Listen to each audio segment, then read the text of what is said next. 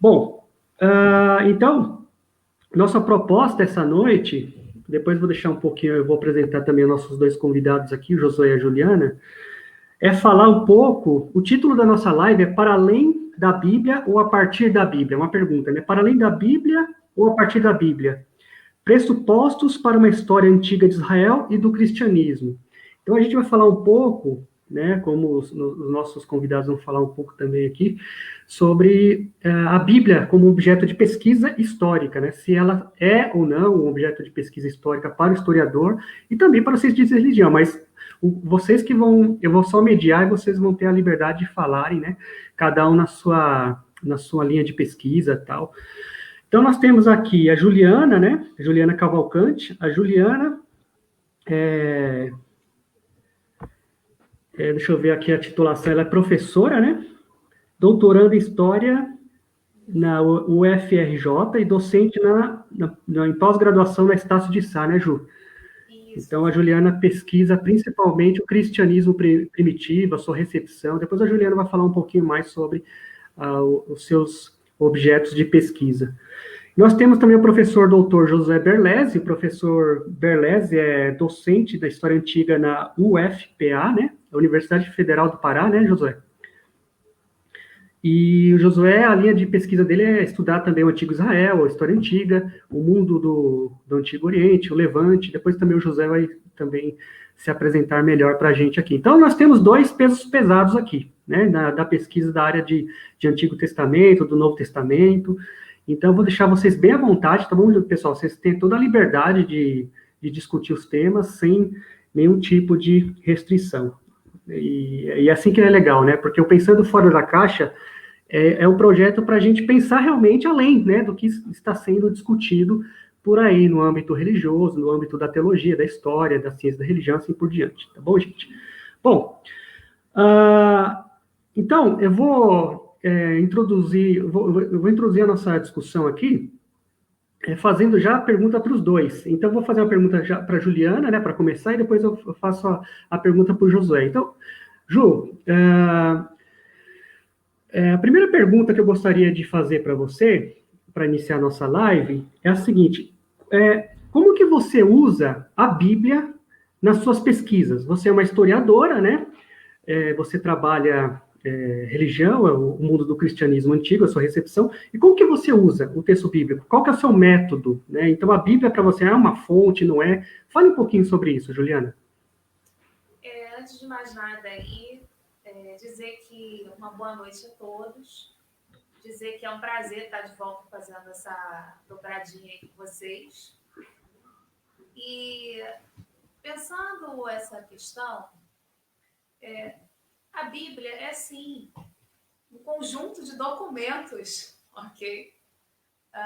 Para mim e para meus demais pares aí, historiadores, ok? E quando a gente fala quando eu reforço que é um conjunto de textos, porque o leitor, de um modo geral, no corriqueiro, no cotidiano, pensa a Bíblia como se fosse um único documento, um único texto, ok?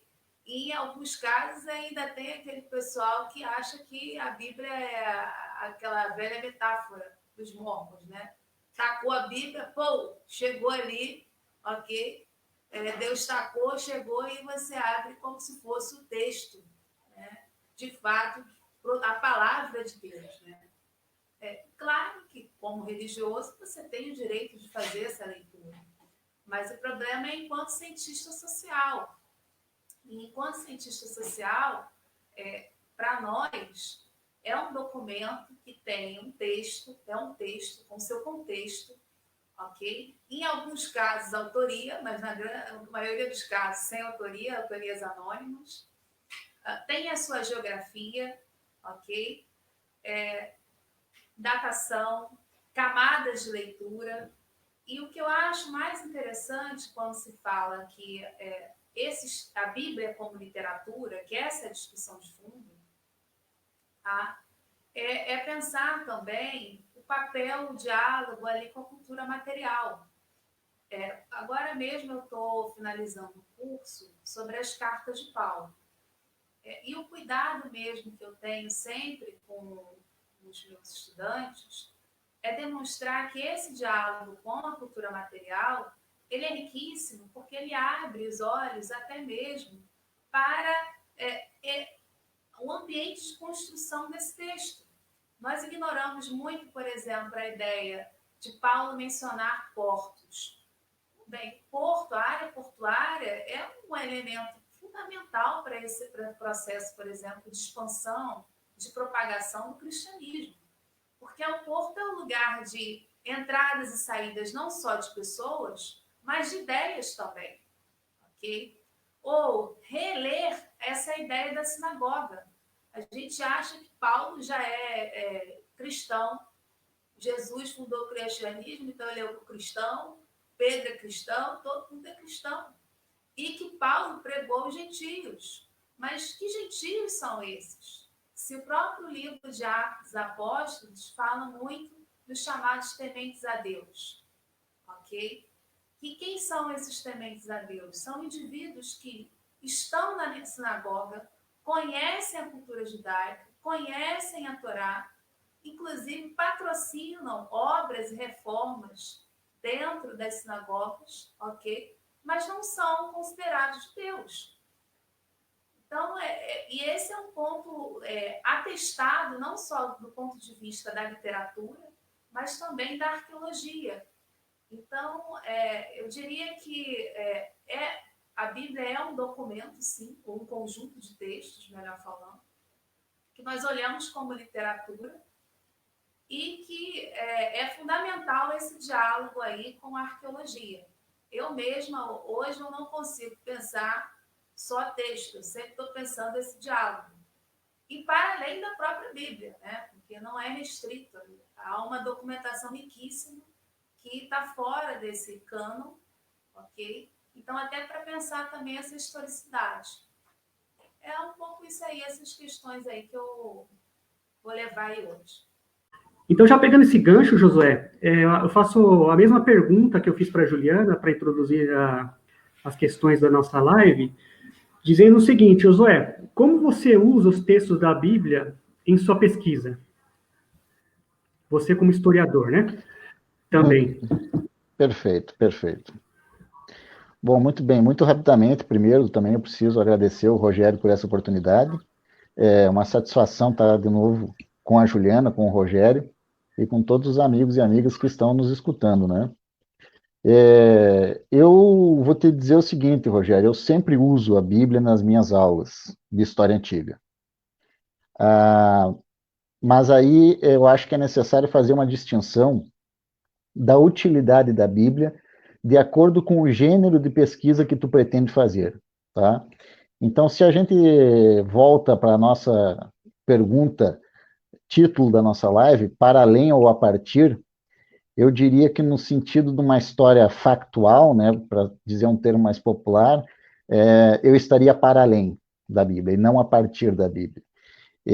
Por exemplo, o uso que eu faço dos textos bíblicos na sala de aula no sentido de demonstrar a história da religião de Israel, né? Por conta que o texto preserva ali alguns indícios muito importantes da permanência, né, de uma religiosidade que era própria da região de Canaã, própria da região do Levante. Então você percebe, por exemplo, a presença de outras divindades no texto bíblico, a presença do deus El, da deusa Xerá, de Baal, né? Então, nesse sentido, a informação do texto bíblico é muito útil para uma história da construção do monoteísmo, né? Uma história da religião, enfim, ou uma história até mesmo de viés cultural. Agora, não uso o texto bíblico para uma história política de Israel, né? Porque o historiador, essencialmente, ele está preocupado com isso, na busca de uma explicação de cunho social, econômico, político, e nesse sentido a Bíblia não é uma fonte adequada para esse tipo de estudo, porque o objetivo central dela foi essencialmente ser uma narrativa religiosa, né? Então a gente tem que entender que na ampla maioria do tempo, eu me refiro à Bíblia, evidentemente, falando de Antigo Testamento aqui, né? Diferente da Juliana. Na grande parte do Antigo Testamento, a preocupação dos redatores é inventar uma tradição, e não fazer o registro de eventos históricos. Por isso que eu cedo, né, um exercício de reflexão muito interessante proposto pelos colegas de Copenhague, que é o justamente de retirar a Bíblia da equação quando a gente analisa a história de Israel. Então, só para a gente ter uma brevíssima ideia aqui, se falamos do século XII, se falamos do século XI, se falamos do século X, a Bíblia não nos tem utilidade nesse sentido, né? Porque ela elaborou uma narrativa que está cristalizada nas cabeças das pessoas, né? Na nossa sociedade, de uma maneira geral, onde a influência da Bíblia é muito grande, de que Israel é aquele Israel que começa lá com os patriarcas, aí tem o êxodo, né? Aí depois, enfim, a conquista, a monarquia de Davi e Salomão. Isso está cristalizado na cabeça das pessoas. E quando nós vamos para o relato histórico propriamente dito, para uma pesquisa histórica propriamente dita, isso se desfaz. Percebam, por exemplo, que fora da Bíblia nós temos uma referência a Israel lá na Estela de Merneptah. Estamos lá falando de 1207 a.C., por exemplo. Israel só vai reaparecer nas fontes epigráficas e arqueológicas 300 anos depois. Então, quando tu tira a Bíblia desse jogo, tu tem um vazio gigantesco de mais de 300 anos.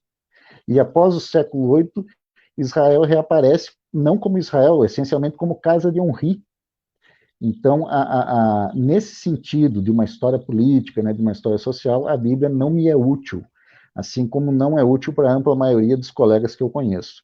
Mas, evidentemente, que para uma história da religião de Israel, inclusive até para uma história intelectual do período persa, helenístico e romano, ela tem, sim, a sua utilidade. Eu acho que fazer essa distinção, né, de que gênero de pesquisa tu se propõe para entender como a Bíblia pode ser útil ou não, ela é absolutamente necessária. Então, Ju, um ponto interessante quando nós estudamos e como lemos, né, o apóstolo Paulo, né, que também é um dos seus objetos de pesquisa, o Jesus histórico, o Paulo histórico, né, é que nós vemos o Atos dos Apóstolos retratarem Paulo de um jeito, se eu posso dizer assim, né? O retrato de Paulo é de um jeito em Atos, e quando nós lemos as cartas, principalmente Gálatas, né, que Paulo faz a sua própria descrição, né, do seu ministério, dos inícios do seu ministério, nós percebemos diferenças. Isso pode nos trazer algumas dúvidas, né, em relação à historicidade é, a historicidade do personagem Paulo no Novo Testamento. Então, eu vou fazer a pergunta mais ou menos assim, ó, aí você desenvolve mais. Há possibilidade de nós chegarmos ao Paulo histórico através desses documentos, tanto o livro de Atos como as cartas que ficaram para a gente depois se transformaram em textos canônicos, entre as cartas e o livro de Atos, há possibilidade de nós chegarmos ao Paulo histórico? Sim ou não, e por quê? Eu, antes de mais nada, eu queria tomar como ponto de partida a fala de Josué, quando Josué fala que não é possível pensar uma história política, ok? Já que a documentação ali é de outra natureza. E nesse ponto, guardada as devidas proporções, é o caso de Atos, ok? Por que eu falo que é o caso de Atos? Atos se propõe a ser um livro histórico, ou, para falar a verdade, é como se na teologia, em manuais de base teológica, seminários e por aí vai, tendem a indicar, ok, Atos dos Apóstolos. Só que Atos dos Apóstolos não é um texto histórico. Aqueles números que Atos apresenta, de conversão, por exemplo, as narrativas como se sucedem, elas são um texto de propaganda, é um texto de uma tentativa de convencimento. Eu já falei na outra live, por exemplo, que a base de Atos, em muitos aspectos, é o material de Homero, ok? Então, o que você tem ali é um Paulo, que eu costumo dizer, um Paulo heróico, ok? Ele é um grande personagem de expansão, responsável pela expansão, propagação desse cristianismo. Só que esse Paulo, ele não é o Paulo histórico. Dentro dos estudos paulinos, para o Novo Testamento, a gente costuma dizer que existem pelo menos 4 Paulos. Okay? Os 4 Paulos, rapidamente, quem são? Um dos Paulos é o Paulo de Atos, o outro Paulo é o Paulo das 7 cartas autênticas, que seria 1ª e 2ª Coríntios, Romanos. Eu sempre tenho que contar no dedinho, porque senão eu sempre acho que eu estou esquecendo alguém. Peraí, gente, tenho que começar do zero. 1ª e 2ª Coríntios, Romanos, Gálatas, 1ª Tessalonicenses, Filemão e Filipenses. Aí você já me deixa tranquilo. Eu contei no dedo, tenho certeza que eu falei tudo. E esse seria o Paulo que escreveu, de fato, as cartas. A gente tem também o Paulo aí das disputadas, que seria o Paulo que não escreveu, é uma outra pessoa, uma outra comunidade, escreveu em nome de Paulo, mas o estilo redacional, metáforas, lembram Paulo, ok?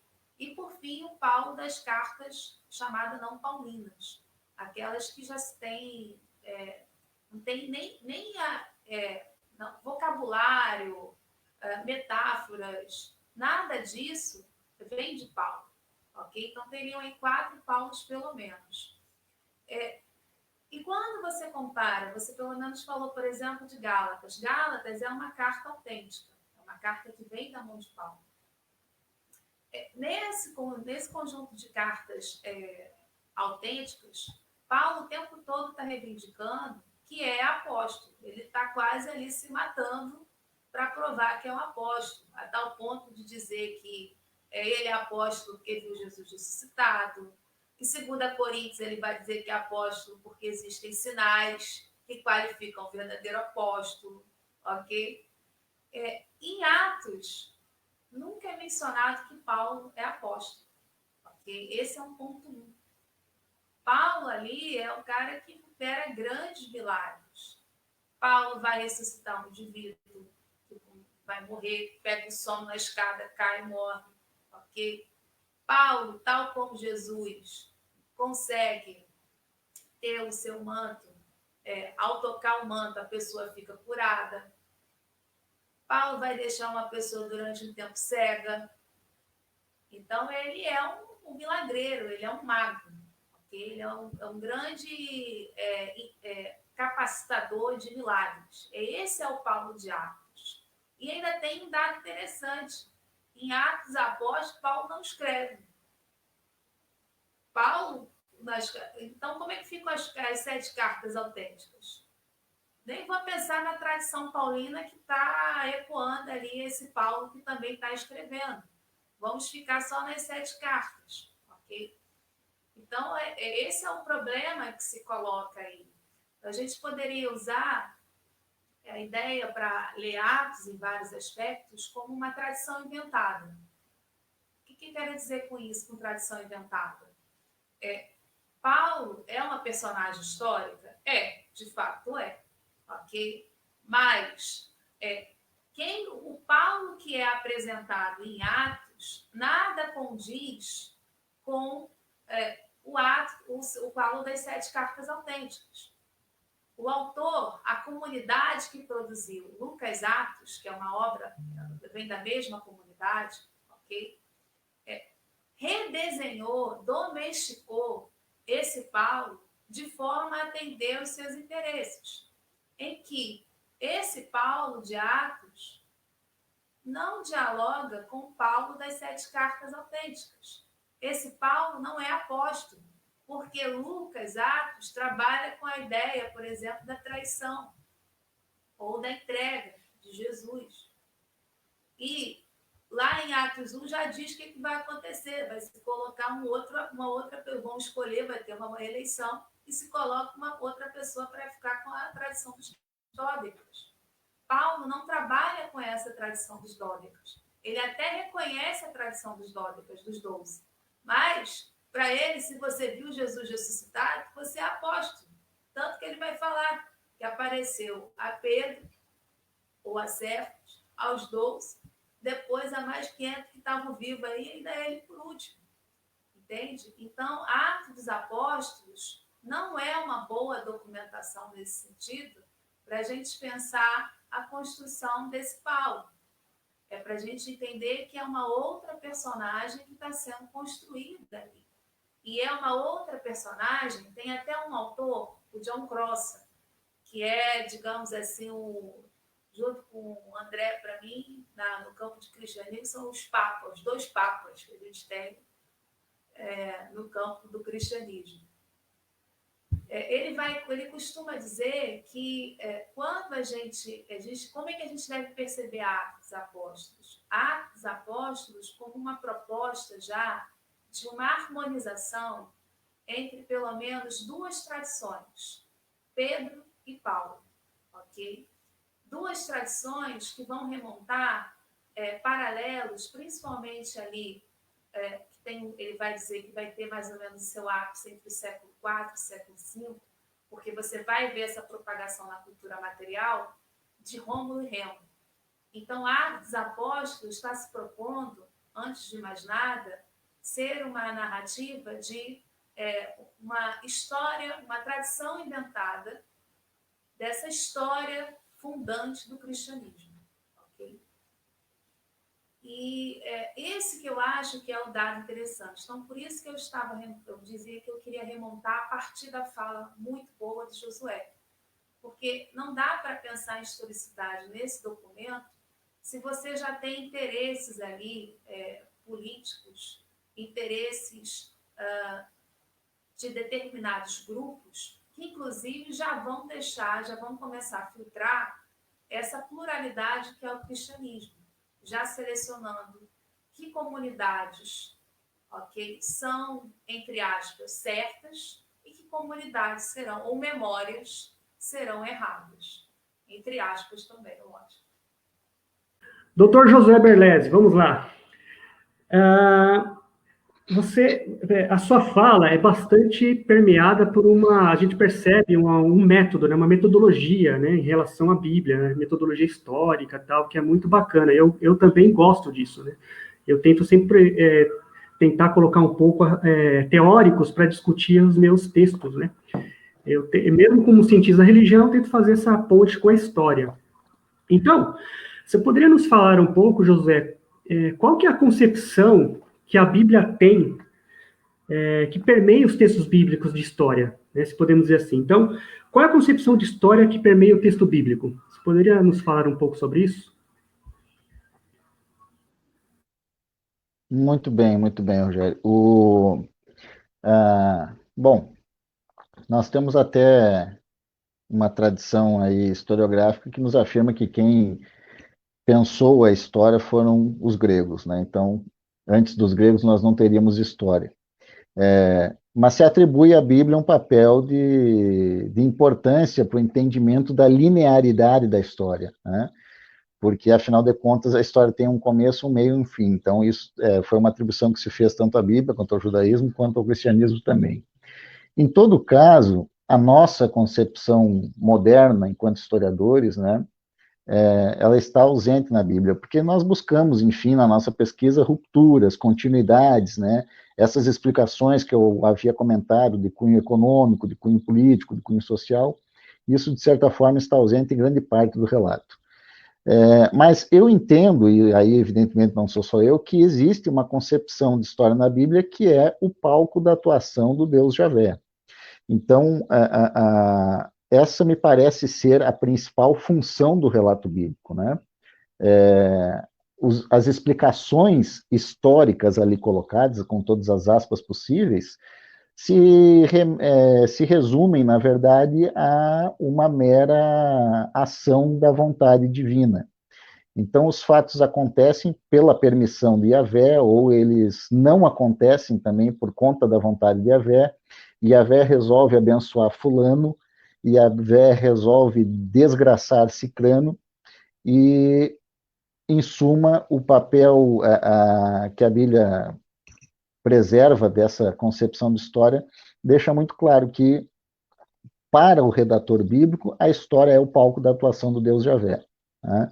Essa é a explicação central que a gente pode perceber ao longo de toda a narrativa.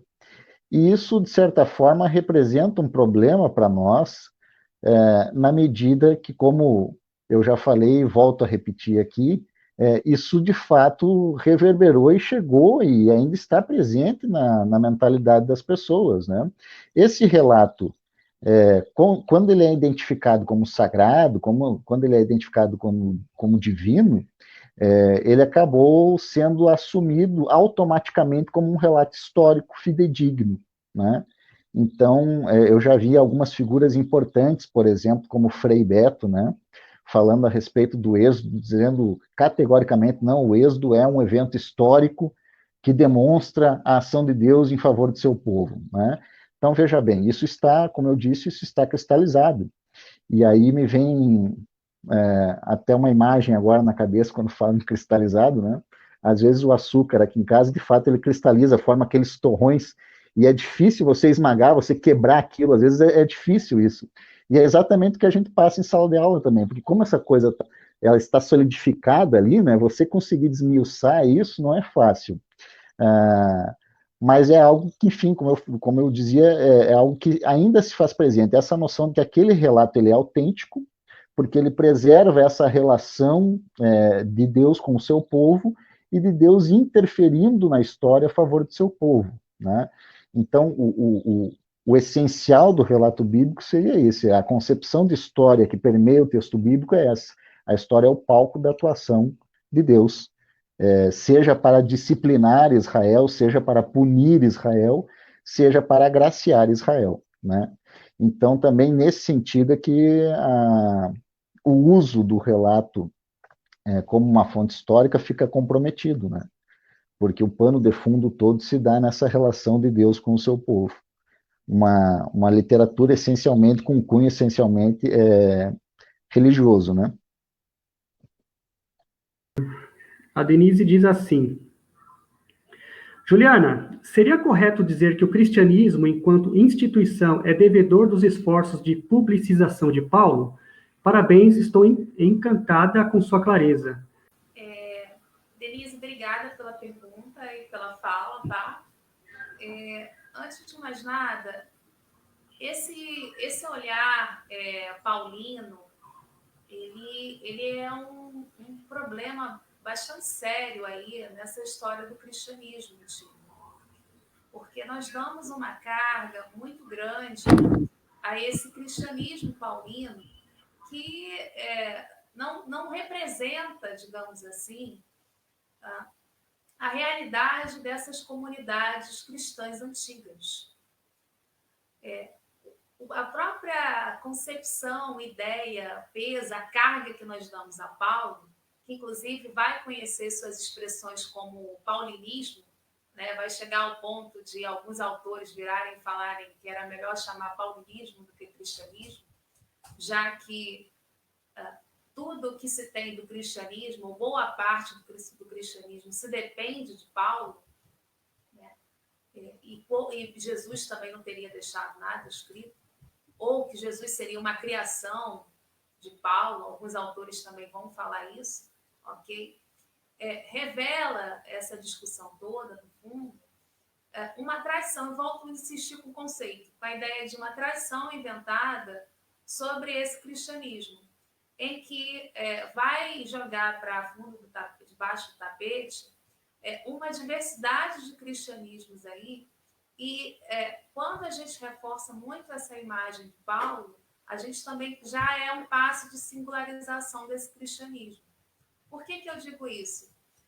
Por exemplo, a minha tese de doutorado, ela versa sobre uma comunidade chamada Dura-Europos, uma comunidade cristã em Dura-Europos, perdão, uma cidade na Síria, e é uma área limítrofe ali com o Império Romano e o Império Persa, tá? Em que o nome de Paulo nunca foi escutado. Okay? Essas comunidades viveram a sua fé do ver, do ouvir, do ler, a partir de outras experiências, de outros textos. De Apessaram, por exemplo, que seria, rapidamente falando, uma compilação dos 4 evangelhos que nós temos hoje em um, ok? Então, as cartas não passaram por ali. Se você também olha em comunidades cristãs do norte da África, isso também não se faz, Paulo também, o nome de Paulo também não se faz presente. Então, eu diria que a imagem de Paulo ela vai ser trabalhada em longa duração, e nesse aspecto, a gente tem Atos, a gente tem a aproximação, a cultura material nos dando evidência aí, como falou Cross, okay? Dessa tradição de se aproximar Pedro e Paulo no século IV, século V, pela cultura material. Você vai ver lamparinas, você vai ver ânforas, uma série de coisas ecoando esse imaginário de Pedro e Paulo. O período medieval também vai trazer isso com uma latência muito grande. E acaba que somos, no modo geral, induzidos a pensar essa memória de Paulo, até mesmo pela relevância que ele toma, ok? Em ter 13 cartas atribuídas a ele. Mas é entender que essas 13 cartas que chegaram hoje até nós, via cânon, elas também são fruto de embates, de esforços anteriores de cânons, como o Marcião, por exemplo, que em pleno século II vai selecionar ali Lucas, material lucano, e o material paulino, já como uma resposta de num tom altamente antissemita, antijudaico, ok? De jogar para debaixo do tapete essa tradição judaica, esse ambiente judaico dentro do cristianismo. Então, há um embate aí, idas e vindas, ok? Para a consolidação da figura paulina. O Josué falou muito, eu gostei muito quando o Josué falou sobre essa herança aí grega que nós temos, quanto construção da história. Mas isso também, e ao mesmo tempo fala no papel da Bíblia. Mas eu queria tomar isso como base. Quando ele fala isso, ele fala numa história construída para o Ocidente. Então, é entender que essa figura de Paulo, ela também é fruto, é decisiva dessa modernidade que vai consolidar a nossa tradição, a nossa percepção do que é história, ok? Do que é narrativa. E aí a figura de Paulo, via Bíblia, vai ser aí decisiva, ok? E isso passa um imaginário de que esse cristianismo paulino, de fato, é aí o basilar, digamos assim, para se pensar esse movimento cristão e fugindo dele, fugindo de Paulo, ficaria muito difícil se falar em Jesus, em rituais, ok? Como a Eucaristia, a ceia, o batismo e por aí vai, ou qualquer coisa do gênero desse ambiente cristão. O professor Elcio Mendonça, ele diz assim, ó, pensando no tema para além da Bíblia, comente um pouco sobre os problemas relacionados à historicidade de Salomão dentro da história bíblica. Vai lá, Josué, a bomba é sua. Muito bem, eu agradeço, Elcio, por essa pergunta, porque ela me parece um ponto central no que concerne, por exemplo, a trajetória da pesquisa sobre o Israel Antigo, né? A pergunta que se colocava, e que ainda se coloca em certa medida, é o seguinte: por onde começar uma história de Israel? Onde é que começa a história de Israel? Né?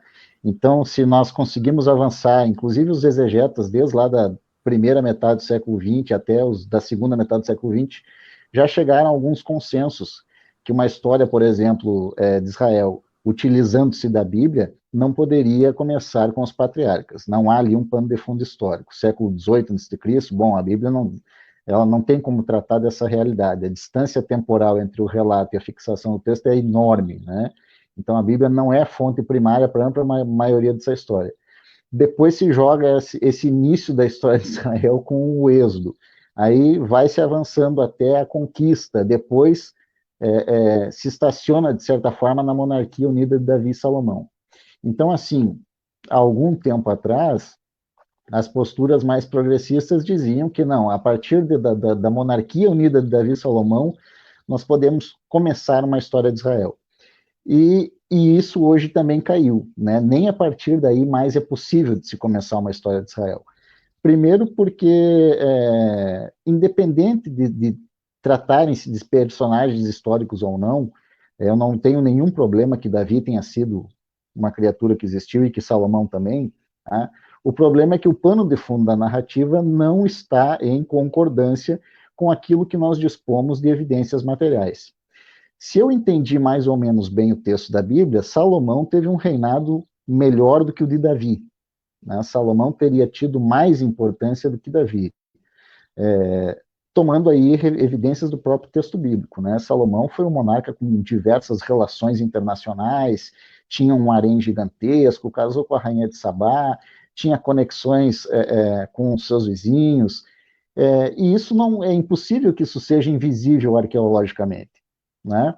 Se de Davi nós temos lá a Estela de Teldã, que citaria o nome Davi, e o fato de citar o nome não quer dizer que está se atestando a existência, né? Está se atestando o nome. Em todo caso, para Salomão nós não temos. E aí é um problema, porque Salomão é descrito como um monarca construtor, empreendedor, enfim, Salomão seria o ápice da monarquia de Israel, né? Isso é tão problemático que, inclusive, eu me lembro de uma tentativa de fraude. Se não me engano, o fraudador seria o Oded Golan, posso estar enganado, mas se eu me lembro ele, que teria feito uma inscrição utilizando, obviamente, mecanismos modernos, ferramentas modernas, para que se tivesse, então, o primeiro registro do nome Salomão fora do texto bíblico, né? Então, veja bem, a Bíblia descreve esse personagem com tanta importância, nós não temos nenhuma pedra, nenhum fragmento, nenhum óstraco, nenhum texto que cite esse nome, ou que cite, enfim, a plausibilidade dessa monarquia esplendorosa que ele teve. Porque o que nós devemos pensar nesse caso, né? Que a monarquia de Salomão, da maneira como ela está sendo escrita, ela implicaria a existência de um Estado constituído, tá? E isso é impossível de ser demonstrado arqueologicamente no contexto do governo de Salomão e também no contexto do governo de Davi. E aí eu repito, um Estado ele não é invisível arqueologicamente, porque um Estado implica edificações públicas monumentais, ele implica um exército constituído, pago inclusive com tributação recolhida pela redistribuição do excedente. Um Estado implica um sistema de controle e de registro, né? Essencialmente, por exemplo, sociedades tribais não são caracterizadas por escrita e os estados são caracterizados por escrita justamente porque a escrita é uma necessidade de controle da burocracia estatal. Então, tudo isso nós não observamos na evidência material disponível no território de Israel. E se tem um lugar que foi escavado nesse mundo, foi Israel, né? Então, não há nada que permita supor, né, a existência de uma unidade social de tipo estatal naquela região no contexto Davi e Salomão. Então, entraria para a história como mais um desses fracassos, né? Se há tempos atrás a monarquia unida de Davi e Salomão era percebida como um ponto de partida para a história de Israel, hoje ela não é mais, né? E isso, enfim, acarreta uma série de problemas, porque, na verdade, o que tu tens, assim, em termos históricos, palpáveis e concretos, é um Israel que é a casa de Onri no norte, de 900 a 722, depois tu vai ter um crescimento de Judá com a queda do Reino do Norte, e tu não sabe, afinal de contas, por que Judá, por exemplo, adota o termo Israel, né? Nós não sabemos nem por que o termo Israel chega, inclusive, na casa de Onri, e aí, evidentemente, que a Bíblia vai tentar fazer essa ligação, dizendo que há uma continuidade histórica entre aquele Israel lá da Estela de Merneptah e esse Israel da casa de Onri. Só que essa continuidade histórica ela não pode ser demonstrada historicamente. O que nós temos, como eu disse antes, o que nós temos aí é um imenso gap, é um imenso vazio, que não permite que seja demonstrada uma continuidade identitária entre aquele Israel lá de Merneptah, o Israel da casa de Onri e o Israel dos judaísmos, né? Então, muito provavelmente, nós temos aí diferentes Israéis com diferentes significados, né? E esse tema que o Elcio nos trouxe aí do Salomão, ele reverberou muito tempo na academia, muita produção sobre isso, E se gerou mesmo aquela ideia de que, bom, o que explica a divisão entre o norte e o sul é a divisão do império após a morte de Salomão, daí se formam os dois reinos, né? E, na verdade, isso hoje não é mais possível de ser pensado assim. Então, nós teríamos que ver lá o que é esse Israel do norte, o que é Israel da casa de um rio, enfim, e o que é esse Israel do sul aqui de Judá, e por que esse Israel de Judá vai se identificar com esse nome Israel. Essa é uma pergunta que ainda não está respondida pela pesquisa de maneira satisfatória, né?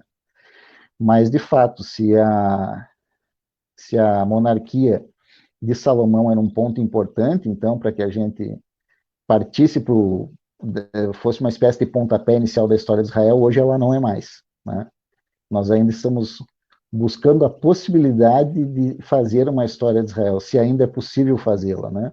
Há vários colegas que dizem que ela não é possível de ser feita. O que é possível de ser feito é uma história do termo Israel, analisando especificamente cada um dos seus significados, onde ele aparece. Porque aí é uma diferença, inclusive, das dimensões do que nós estamos tratando. Muito provavelmente, apenas para finalizar, esse Israel lá da Estela e Merneptah não é uma unidade étnica, tá? Provavelmente nós estamos tratando ali de uma unidade tribal. Esse Israel da casa de Onri já é uma unidade territorial e política, né? E o Israel dos judaísmos, aí sim, já é uma unidade étnico-religiosa. Então, são elementos absolutamente distintos. Que, obviamente, como eu dizia, a narrativa bíblica tentou costurá-los, todos eles, tentando formar uma narrativa coerente, que tenta explicar que o Israel que começa lá com Abraão ainda é o mesmo que está lá hoje no território de Israel com os judeus atuais. Então, historicamente, é impossível dessa continuidade ser demonstrada.